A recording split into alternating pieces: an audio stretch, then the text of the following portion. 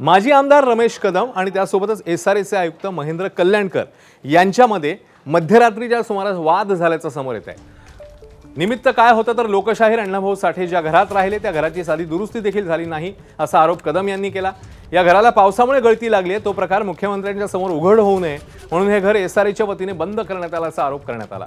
मध्यरात्री 3:30 वाजता कल्याणकर आणि रमेश कदम यांच्यामध्ये हा वाद झाला त्याचा हा व्हिडिओ समोर येतोय।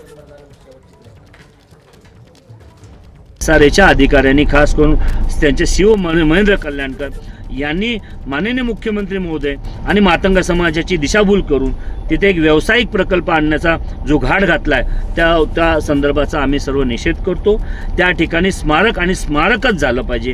मातंग समाजाच्या अस्मितेचा विषय आहे आणि शेवटी मातंग समाजाच्या अस्मितेला आणि मातंग समाजाच्या गौरव असणाऱ्या अण्णाभाऊ साठेंच्या नावाचा वापर करून जर कोणी त्या ठिकाणी चुकीचं करत असेल तर निश्चितपणाने समाज त्या विरोधात रस्त्यावर उतरेल।